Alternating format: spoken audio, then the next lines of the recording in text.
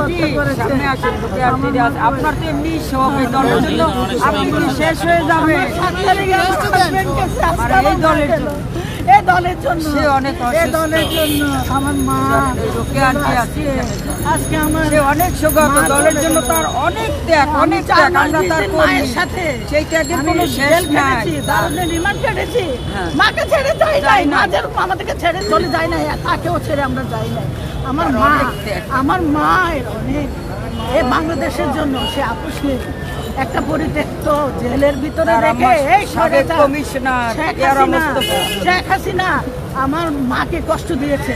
আপনাদের মাধ্যমে চাই, জনাব মিডিয়ার মাধ্যমে চাই, জনাব 18 কোটি জনগণের পক্ষ থেকে এবং প্রকাশ্যে তাকে হত্যা করা হোক।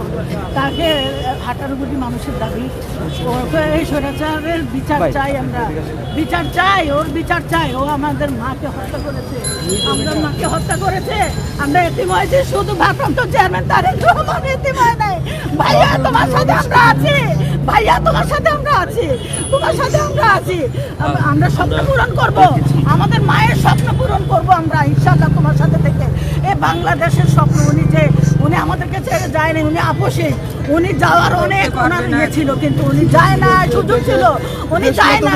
উনি দেশকে এত ভালোবাসতো, এই দেশেই ওনার প্রাণ গেছে। আর তুমি কোথায় গিয়ে পড়ছো? এই শেখ হাসিনা তুমি কোথায় গেছো? এই শেখ হাসিনা তুমি এখন কোথায়? তুমি একটা হিন্দু দেশে, তোমার বিচার আল্লাহ তাআলা করবে। আল্লাহ তুমি বিচার করো, আল্লাহ তুমি বিচার করো, আল্লাহ তুমি বিচার করো, আল্লাহ তুমি বিচার করো। তুমি আমার মাকে আল্লাহ বেহেশত নসিব করো, আল্লাহ তুমি বেহেশতের উচ্চ মাকাম দান করিও, আল্লাহ আমার মাকে তুমি উচ্চ মাকাম দান করিও। আমিন সুম্মা আমিন। Stella featuring next level, well done, side by side, Fridge.